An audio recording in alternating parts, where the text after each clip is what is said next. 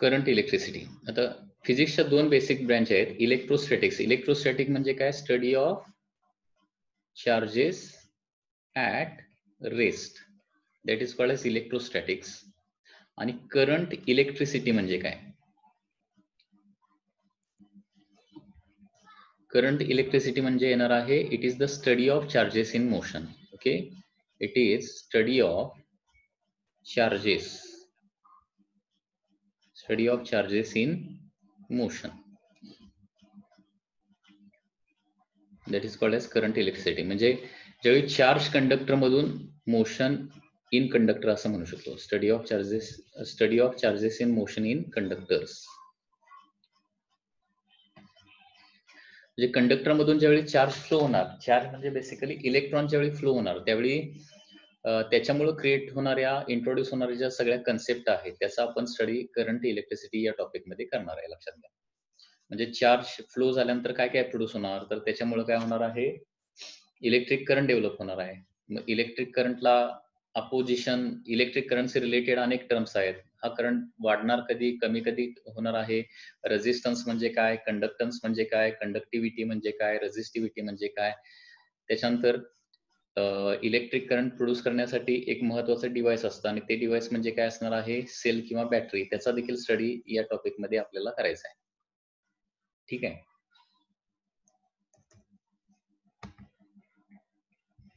Current electricity. आता current electricity या topic मध्ये सगळ्यात अगोदर जी टर्म येते दॅट इज इलेक्ट्रिक करंट म्हणजे काय. Okay, first topic that is electric current. Electric current म्हणजे काय. So first term in this topic is electric current.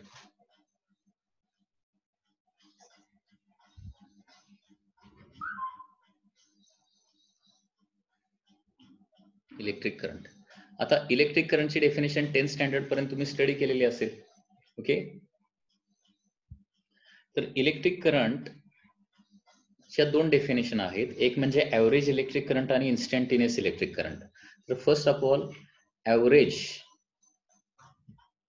Electric current म्हणजे काय बघूया आपण.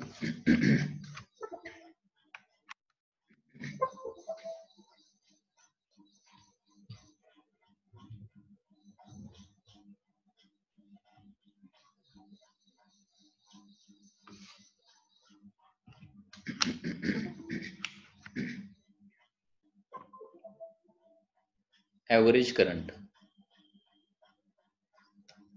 तर ऍव्हरेज इलेक्ट्रिक करंट म्हणजे काय, it is the total charge flown to the total time interval.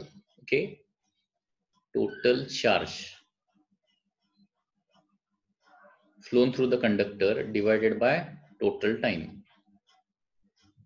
So मी तुम्हाला सांगितलं ऍव्हरेज ही टर्म कधी येते, ज्यावेळी लार्ज टाइम इंटरवल असेल त्यावेळी. ओके, तर एक पर्टिक्युलर टाइम इंटरवल तुम्हाला घ्यावा लागेल, कंडक्टर मधला एक पॉइंट कन्सिडर करावा लागेल आणि त्या पॉइंट थ्रू, त्या पॉइंट अक्रॉस किती चार्ज फ्लो होतोय त्या पर्टिक्युलर टाइम मध्ये हे तुम्हाला मेजर करावं लागेल. आणि अशा प्रकारे किती चार्ज फ्लो झाला आणि किती टाइम मध्ये फ्लो झाला या दोन गोष्टी मिळाल्या तर तुम्ही ऍव्हरेज करंट काढू शकताय. So I average okay is equal to काय येणार आहे, Q/T असा फॉर्म्युला येणार आहे. So average current is nothing but total charge flown divided by total time येणार आहे. ओके, त्याच पद्धतीनं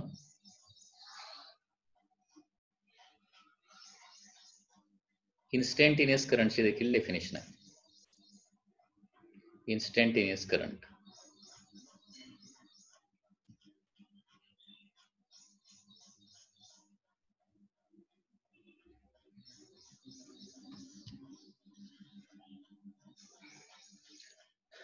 तर इन्स्टंटेनियस करंट म्हणजे once again current at a particular instant. आणि पर्टिक्युलर इन्स्टंट ला असणारा करंट काढण्यासाठी काय करावं लागेल, त्या इन्स्टंटला आपल्याला कॅल्क्युलेशन करावं लागणार, त्या इन्स्टंटला जाऊन कॅल्क्युलेशन करावं लागणार.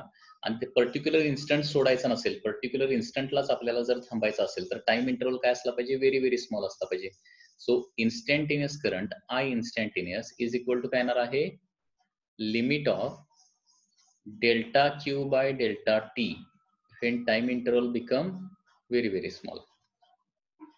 म्हणजे एखाद्या इन्स्टंटचा आपल्याला इलेक्ट्रिक करंट काढायचा असेल तर त्या इन्स्टंटला very very very small time interval घ्यावा लागेल. व्हेरी स्मॉल टाइम इंटरवल म्हणजे it is close to 0 but not equal to 0. It is close to 0 but not equal to 0. हा व्हेरी स्मॉल टाइम इंटरवल घ्यावा लागणार आणि व्हेरी स्मॉल टाइम इंटरवल घेतल्यानंतर त्या small time interval मध्ये किती charge flow होतोय ते घ्यावं लागेल आणि डिवायडेड बाय तो टाइम केल्यानंतर आपल्याला काय मिळणार, इन्स्टंटेनियस, त्या इन्स्टंटचा करंट येणार आहे. लक्षात घ्या. So time interval very small घेतल्यानंतर काय होतं, आपण त्या इन्स्टंटला सोडत नाही. लक्षात घ्या.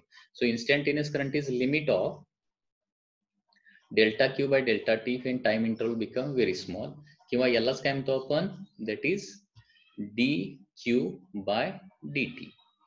Limit of delta Q by delta T म्हणजे काय येणार आहे, that is D Q by D T येणार आहे. ओके. तर दोन महत्वाच्या इथं करंटच्या डेफिनेशन आहेत. एक म्हणजे ऍव्हरेज करंट आणि दुसरी गोष्ट म्हणजे काय येणार आहे, instantaneous current. Okay. So total time आणि टोटल टाइम दिलेला असेल, टोटल चार्ज दिलेला असेल, तर total charge divided by total time म्हणजे काय येणार आहे, तुमचं ऍव्हरेज करंट येणार आहे, ऍव्हरेज इलेक्ट्रिक करंट. आणि इन्स्टंटेनियस करंट काढण्यासाठी काय करावं लागेल, चार्ज कसा फ्लो होते त्याचं जर equation with respect to time दिलेलं असेल, म्हणजे क्यूचं in terms of T equation जर दिलेलं असेल, तर त्याचं डेरिव्हेटिव्ह घेतल्यानंतर काय मिळतं आपल्याला, इन्स्टंटेनियस करंट मिळतो. लक्षात घ्या. सो चार्जचं आपल्याला त्याच्यासाठी इक्वेशन हवं असणार आहे. ओके. म्हणजे for example, a charge of 25 coulomb flows in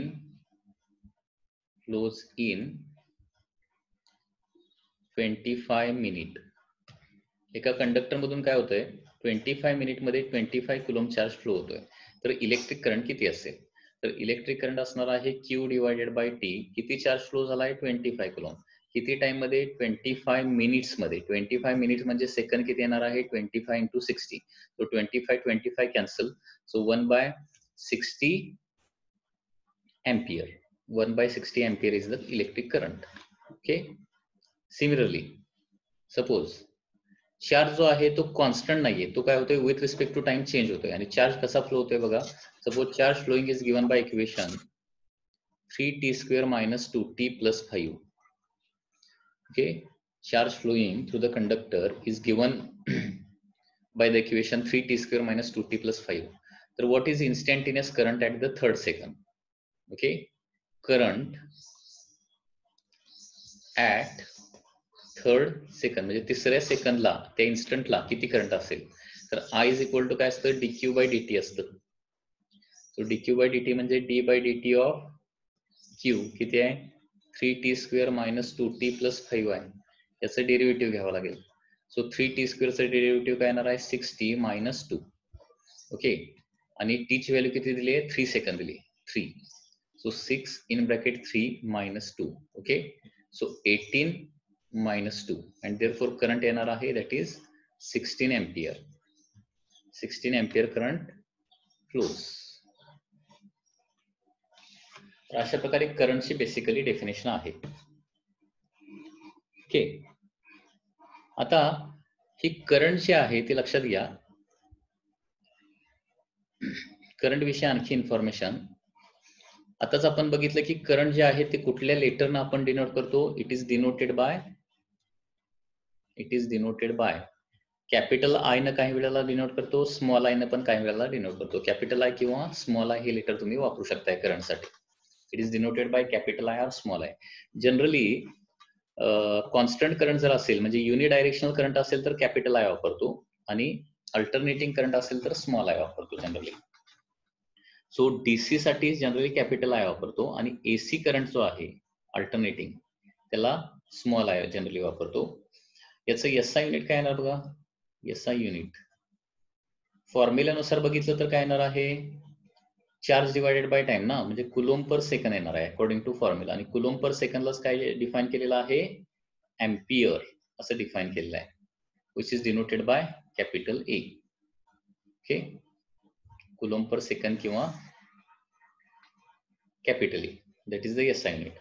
आणि ही फंडामेंटल फिजिकल क्वांटिटी असल्यामुळं त्याचं डायमेन्शन काय येणार आहे, that is m0 l0 t0 a1. okay, so this is considered as a fundamental physical quantity and therefore dimension is m0 l0 t0 a1 असं dimension आहे. त्याचबरोबर ही स्केलर क्वांटिटी आहे का वेक्टर क्वांटिटी आहे, तर it is a scalar quantity. It is a scalar quantity. It is not the vector quantity. It is not the vector quantity. It is a scalar quantity. Okay. आणि electric करंटची direction कशी असते? Direction.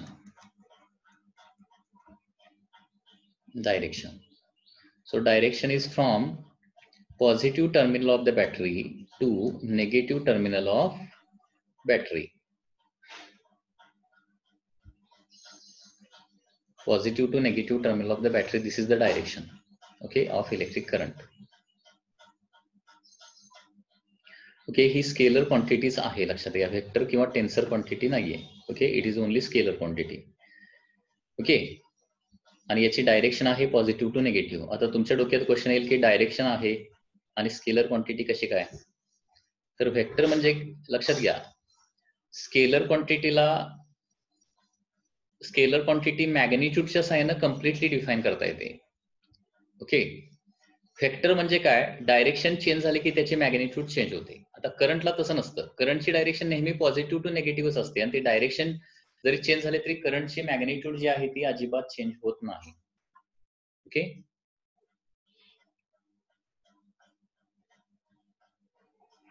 मी काय सांगतोय लक्षात येतंय? म्हणजे काही स्केलर क्वांटिटी अशा आहेत की ज्याला डायरेक्शन आपण सांगतोय, परंतु ती काय म्हणतो आपण? स्केलर क्वांटिटी असं म्हणतो. ओके. सो स्केलर क्वांटिटीला देखील डायरेक्शन असते. फक्त काय असतं? ती फिक्स्ड डायरेक्शन असते. वेक्टर आणि स्केलर मध्ये बेसिक डिफरन्स काय आहे? अशी फिजिकल क्वांटिटी की डायरेक्शन बदलली तर त्याची मॅग्निट्यूड बदलते, त्याला वेक्टर म्हणायचं, लक्षात घ्या. ठीक आहे. आणि स्केलर म्हणजे काय? मॅग्निट्यूड जी आहे ती डायरेक्शनवर डिपेंडंट नसते. ओके. म्हणजे एखादा फोर्स सपोज आहे, फोर्स जो आहे तो टुवर्ड्स नॉर्थ त्याची इफेक्टिव्ह व्हॅल्यू वेगळी येते, टुवर्ड्स साऊथ त्याची इफेक्टिव्ह व्हॅल्यू वेगळी येईल, टुवर्ड्स ईस्ट किंवा टुवर्ड्स वेस्ट किंवा टुवर्ड्स म्हणजे तिरका फोर्स असेल तर त्याची मॅग्निट्यूड काय ते डायरेक्शन नुसार त्याची इफेक्टिव्ह व्हॅल्यू काय होते? चेंज होते. परंतु इलेक्ट्रिक करंट जर घेतला तर तो पॉझिटिव्ह टू निगेटिव्हच असणार आहे. त्याला काय आपण टुवर्ड्स साऊथ, टुवर्ड्स नॉर्थ वगैरे असे त्याचे कॉम्पोनंट्स काढू शकत नाही, लक्षात घ्या. म्हणजे वेक्टरचे आपण कॉम्पोनंट्स काढू शकतो, स्केलरचे कॉम्पोनंट्स आपण काढू शकत नाही. आणि त्याच्यानंतर सगळ्यात महत्वाची गोष्ट म्हणजे काय आहे? It is a macroscopic quantity. आता फिजिकल क्वांटिटीचं दोन कॅटेगरीमध्ये आपण डिव्हिजन करू शकतो, मायक्रोस्कोपिक आणि मॅक्रोस्कोपिक. ओके. मायक्रोस्कोपिक म्हणजे काय? ज्या व्हेरी स्मॉल म्हणजे ऍटॉमिक लेवल किंवा न्यूक्लिअर लेवलला ज्या फिजिकल क्वांटिटीज असतात, ओके, त्याला काय म्हणतो आपण? मायक्रोस्कोपिक असं म्हणतो. आणि ज्या लार्ज क्वांटिटीमध्ये असतात आणि ज्या आपण काय करू शकतो? नॉर्मल इन्स्ट्रुमेंटच्या साहाय्याने इझिली मेजर करू शकतो, त्याला मॅक्रोस्कोपिक फिजिकल क्वांटिटी म्हणायचं. ओके. मोठ्या क्वांटिटी म्हणजे मॅक्रोस्कोपिक आणि खूप छोट्या क्वांटिटी जे असतात त्याला काय म्हणलं जातं? मायक्रोस्कोपिक. ओके. तर हे इलेक्ट्रिक करंट जे आहे ते काय आहे? It is a macroscopic physical quantity. It is not the microscopic. ठीक आहे. आता इलेक्ट्रिक करंटचे आणखी काही फॉर्म्युले आपल्याला बघायचे आहेत. इलेक्ट्रिक करंटचा आणखी एक खूप महत्वाचा फॉर्म्युला आता आपल्याला बघायचा आहे आणि तो फॉर्म्युला काय ना बघा. Electric current through a conductor. Electric current through a कंडक्टरचा एक इम्पॉर्टंट फॉर्म्युला आता आपण इथं बघणार आहे.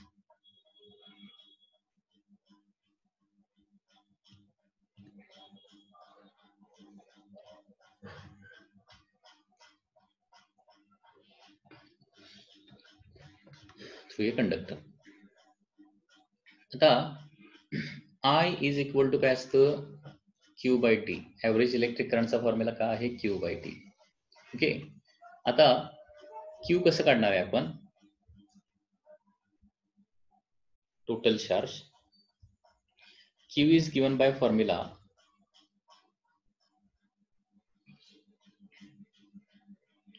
N into phi into E. Okay. Charge जो आहे तो या फॉर्म्युलानं, कंडक्टर मध्ये असणारा जो चार्ज आहे तो या फॉर्म्युल्याच्या साहाय्याने आपल्याला लिहिता येईल. आता याच्यामध्ये लक्षात घ्या, N म्हणजे काय? Number of electrons. Per unit volume, किंवा त्यालाच काय म्हणतो आपण इलेक्ट्रॉन डेन्सिटी असं म्हणतो. ओके, काय म्हणतो लक्षात घ्या. स्मॉल एन म्हणजे काय आहे. तर स्मॉल एन म्हणजे इट इज इलेक्ट्रॉन डेन्सिटी आहे. इलेक्ट्रॉन डेन्सिटी जी आहे ती conductor to conductor, material to material काय होते, व्हॅरी होते. लक्षात घ्या. म्हणजे पर मीटर क्यूब मध्ये किती फ्री इलेक्ट्रॉन्स आहेत. इलेक्ट्रॉन म्हणजे कुठले, फ्री इलेक्ट्रॉन्स, ज्याच्यामुळे काय होतो, इलेक्ट्रिक करंट फ्लो होतो. ओके, त्याची इलेक्ट्रॉन डेन्सिटी जी आहे ती मटेरियल नुसार चेंज होते, ती मटेरियलवर डिपेंड असते. दुसरी गोष्ट महत्वाची म्हणजे ही म्हणजे काय असणार आहे, इथं व्हॉल्यूम असणार आहे. He is nothing but volume. Okay, आणि ई म्हणजे काय, charge on electron. Charge on electron म्हणजे कॅपिटल क्यू कसं येणार बघा. कॅपिटल क्यू काढण्यासाठी एका इलेक्ट्रॉनवरचा चार्ज इंटू किती नंबर ऑफ इलेक्ट्रॉन कंडक्टर मध्ये आहे ते बघावं लागेल. ओके, बरोबर आहे ना. हे बघा, कॅपिटल क्यू म्हणजे number of electrons into charge on each electron. Okay, पुन्हा एकदा नवीन पेजवर लिहितोय, लक्षात घ्या. चार्ज कसं काढणार तुम्ही, तर नंबर ऑफ इलेक्ट्रॉन नाही, free electrons, number of free electrons into charge on each electron. हे तुमचं काय असणार आहे, total charge of the conductor येणार आहे.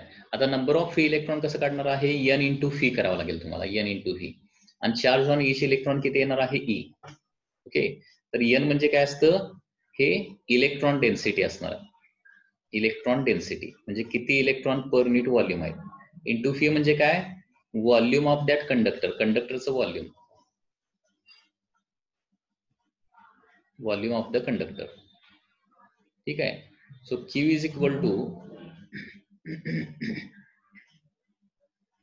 N as it is. आता व्हॉल्यूम ऑफ कंडक्टर म्हणजे काय येणार, area of cross section of the conductor into length of the conductor. कारण कंडक्टर जो आहे तो सिलेंड्रिकल शेपचा असतो.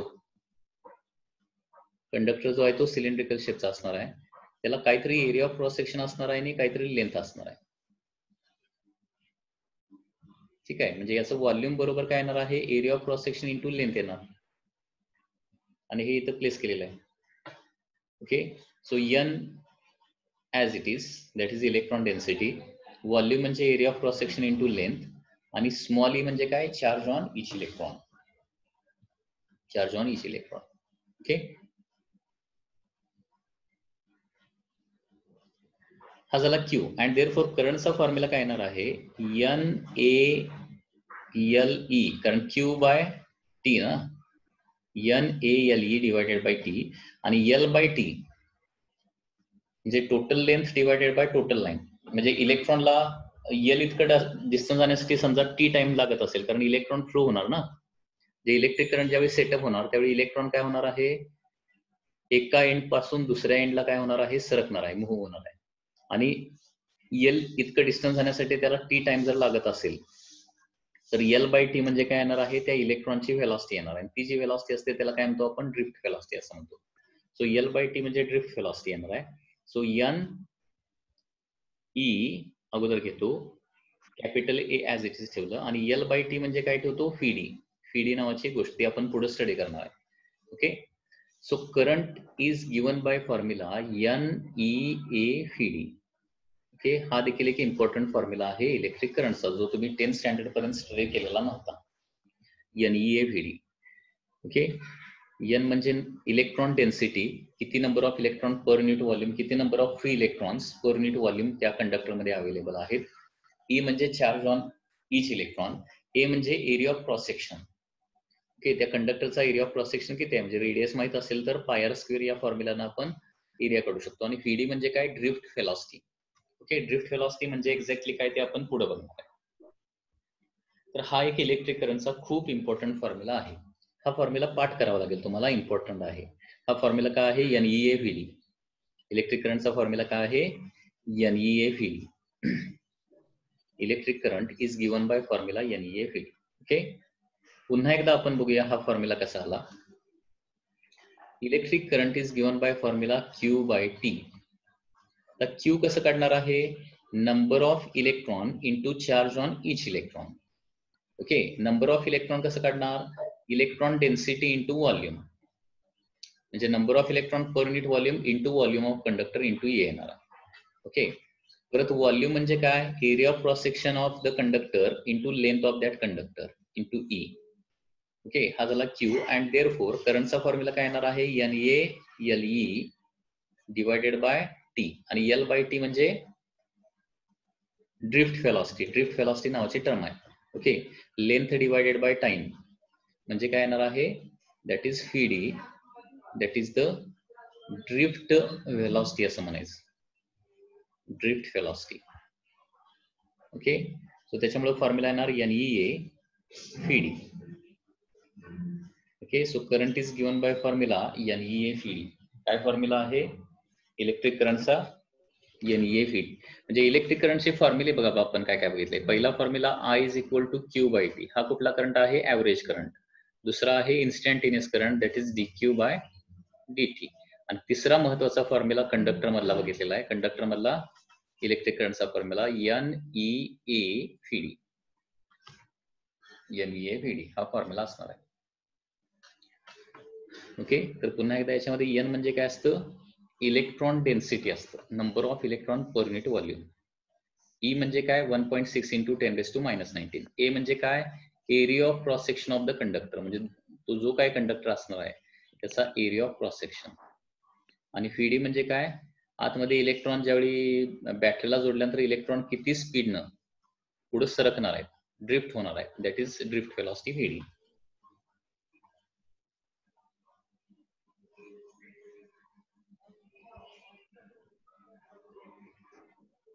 So this is a very important formula. I is equal to NEA FD हा एक इम्पॉर्टंट फॉर्म्युला आहे. ठीक आहे, आता याच्यानंतर 1 एम्पियर करंट म्हणजे किती इलेक्ट्रॉन पर सेकंड फ्लो व्हायला पाहिजेत. 1 एम्पियर करंट म्हणजे एक्झॅक्टली किती इलेक्ट्रॉन्स पर सेकंड फ्लो व्हायला पाहिजेत, लक्षात घ्या. आता आपल्याला माहित आहे I is equal to Q by T. ठीक आहे, आता करंट जर 1 एम्पियर पाहिजे असेल, 1 एम्पियरचा करंट पाहिजे असेल तर 1 सेकंड मध्ये किती चार्ज फ्लो व्हायला पाहिजे, 1 कुलम चार्ज फ्लो व्हायला पाहिजे. तेव्हा 1 एम्पियर करंट होण्यासाठी न्यूमरेटर पण 1 आणि डिनॉमिनेटर पण 1 यायला पाहिजे, बरोबर आहे ना. I इज इक्वल टू 1 येण्यासाठी म्हणजे 1 कुलम चार्ज ज्यावेळी पर सेकंड फ्लो होतो कंडक्टर मधून, प्रत्येक सेकंदाला 1 कुलम चार्ज फ्लो होत असेल तर त्याला काय म्हणणार आपण, किती करंट म्हणणार, 1 एम्पियर करंट असं म्हणणार आहे. 1 एम्पियर करंट. ठीक आहे, आणि 1 कुलम म्हणजे आपल्याला माहित आहे 1 कुलम चार्ज म्हणजे हे माहिती पाहिजे 6.25 इंटू 10⁻18 इलेक्ट्रॉन्स असतात, लक्षात ठेवा. 1 कुलम म्हणजे किती इलेक्ट्रॉन, 6.25 इंटू 10⁻18 इलेक्ट्रॉन्स असतात. आणि त्याच्यामुळं 1 एम्पियर करंट म्हणजे त्याचा मिनिंग काय होतो लक्षात घ्या. 1 ampere current means 1 ampere current म्हणजे काय होणार आहे, 6.25 into 10⁻18 electrons. Okay, 6.25 into 10⁻18 electrons moving per second across any cross section of the conductor. 6.25 into 10⁻18 electron per second त्या कंडक्टर मधून सरकत असणार आहे. त्यावेळी 1 एम्पियरचा करंट त्या कंडक्टर मध्ये प्रोड्यूस झाला असं आपण म्हणणार आहे. ठीक आहे, त्याच्यानंतर इलेक्ट्रिक करंटची आणखी एक कन्सेप्ट बघूया, that is current due to revolving electron. आता इलेक्ट्रॉन ज्यावेळी ऑर्बिट मध्ये फिरत असतो, ओके,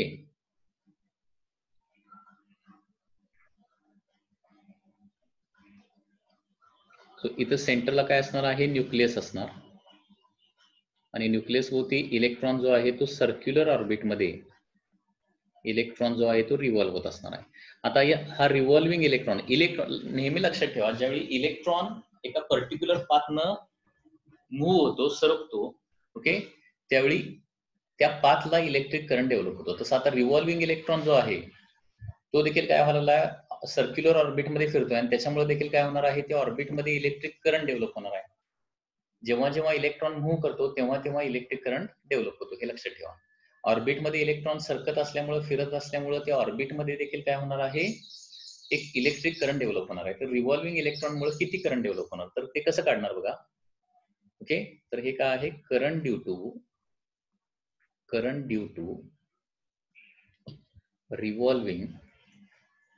हा फॉर्म्युला बाकी पुढे काही चॅप्टर मध्ये तुम्हाला वापरायला लागणार आहे, त्याच्यामुळे आता हा फॉर्म्युला लक्षात घ्या व्यवस्थित. Current due to revolving electron, current due to revolving electron, यालाच काय म्हणतो आपण, ऑर्बिटल करंट असं म्हणतो. Orbital current, orbital current. हा आता कसा आहे बघा, तर तुम्हाला माहित आहे I is equal to Q by T. आता किती चार्ज इथं फिरत असणार आहे, एका इलेक्ट्रॉन एवढा चार्ज फिरत असणार आहे. आणि टाइम म्हणजे काय घेणार आहे इथं आपण, एक रिव्होल्यूशन कंप्लीट करण्यासाठी लागणारा टाइम म्हणजे कॅपिटल टी. ओके, इलेक्ट्रॉन एवढा चार्ज काय होणार आहे, कॅपिटल टी एवढ्या टाइम मध्ये एक रिव्होल्यूशन कंप्लीट करणार. त्याच्यामुळे करंटचा फॉर्म्युला येणार आहे E bye T. E bye T हा फॉर्म्युला येणार आहे. त्याचबरोबर जर F is frequency of revolution असेल, एफ जर काय असेल, फ्रिक्वेन्सी असेल, तर फ्रिक्वेन्सी म्हणजे काय असतं, 1 बाय टाइम पिरियड असतं ना. आणि देअरफॉर दुसरा फॉर्म्युला काय येणार आहे, ई इंटू एफ, म्हणजे charge on electron into frequency of revolution of the electron, frequency of revolution of the electron, that is also the current. ठीक आहे. किंवा तिसरा फॉर्म्युला येणार आहे, त्याचबरोबर आणखी सर्क्युलर मोशन मध्ये हा फॉर्म्युला तुम्ही बघितलेला असेल, T is equal to 2 pi by omega. T is equal to काय असतं, 2 पाय बाय ओमेगा. त्याच्यामुळं E into omega divided by 2 pi असा देखील फॉर्म्युला येऊ शकतो, कारण इथं 1 बाय टी आहे ना. 1 बाय टी म्हणजे ओमेगा बाय 2 पाय. So E into omega divided by 2 पाय. तर ओमेगा म्हणजे काय असतं, अँग्युलर वेलॉसिटी. ठीक आहे. आणि ओमेगा म्हणजे फी बाय आर असतं. ओमेगा म्हणजे काय असतं, आणखी V, linear velocity divided by radius. So V by R. So therefore काय होणार आहे, E V divided by 2 pi r. So these are the different formulae for the orbital current or current due to revolving electron. Current due to revolving electron चे हे different formulae आहेत, लक्षात घ्या. Okay, हा formula कसा आला बघा. पहिला फॉर्म्युला जो तुम्हाला माहितीच आहे, I is equal to Q by T or it is E by capital T. 1 by capital T म्हणजे काय असतं, फ्रिक्वेन्सी असतं. सो E into F पर 1 बाय टी म्हणजे ओमेगा बाय 2 पाय ना, कारण टी म्हणजे 2 pi by omega. So E omega by 2 pi, आणि ओमेगा म्हणजे परत फी बाय आर असतं. So E phi by 2 pi R. So this is the formula for current due to revolving electron. Current due to revolving electron. So electron revolve होत असेल तर E phi by 2 pi R येणार, आणि Q इतका charge जर revolve होत असेल circular orbit मध्ये तर Q fee by 2 pi R एवढाच फक्त फरक पडणार आहे. Q fee divided by 2 pi R. E ऐवजी काय वापरणार इथं, क्यू वापरणार आहे. Okay, so this is the formula for current due to revolving electron. तर या लेक्चर मध्ये आपण आतापर्यंत काय काय बघितलेलं आहे बघा. सुरुवातीपासून करंट, इलेक्ट्रिसिटी. ओके, याच्यामध्ये फिजिक्सच्या 2 इम्पॉर्टंट ब्रँचेस आहेत, त्याची इन्फॉर्मेशन आपण बघितली. First is the electrostatics and second is the current electricity. Electrostatic म्हणजे काय, study of charges at the rest. Current electricity म्हणजे काय, study of charges in motion in conductors. ठीक आहे. आता इलेक्ट्रिक करंट मध्ये 2 कन्सेप्ट आहेत, एक म्हणजे ऍव्हरेज करंट आणि दुसरं म्हणजे काय, instantaneous current. Okay, average current म्हणजे काय, it is the total charge flown per unit time. Okay, total charge divided by total time, याला काय म्हणणार आपण, ऍव्हरेज करंट असं म्हणणार. So average current is equal to काय येणार आहे, capital Q divided by T. आणि इन्स्टंटेनियस करंट म्हणजे काय येणार आहे, that is D Q by D T येणार आहे.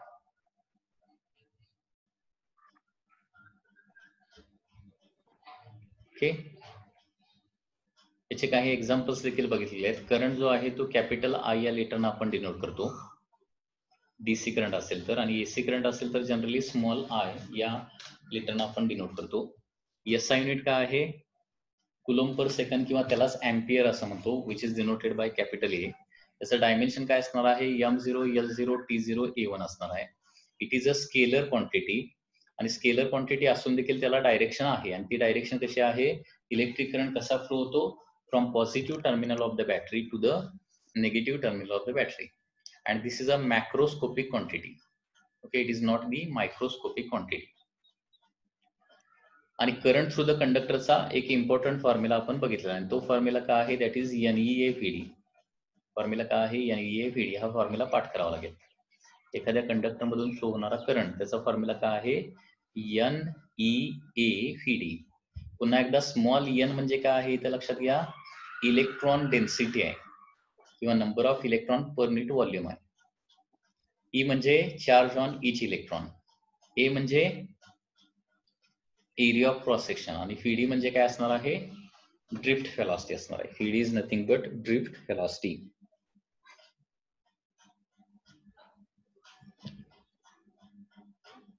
त्याचबरोबर आपण बघितलेलं आहे की current due to revolving electron, revolving electron मुळे प्रोड्यूस होणारा करंट कसा फॉर्म्युला आला? I is equal to Q/T. Q म्हणजेच काय होणार आहे? इलेक्ट्रॉनवर असणारा charge, that is E by capital T. Okay, किंवा E इंटू F. 1/T म्हणजे फ्रिक्वेन्सी, E इंटू F, किंवा E इंटू ओमेगा बाय 2π, आणि ओमेगा म्हणजे फी बाय आर असतं, and therefore E phi by 2πr. म्हणजे E इलेक्ट्रॉन जर circular orbit मध्ये flow होत मूव्ह होत असेल, इलेक्ट्रॉन सर्क्युलर ऑर्बिट मध्ये मूव्ह होत असेल तर I चा formula E phi by 2πr येणार, आणि Q चार्ज सर्क्युलर ऑर्बिट मध्ये फिरत असेल तर करंटचा फॉर्म्युला येणार आहे Q phi by 2πr. Q phi by 2πr. So this is the formula for current due to revolving electron.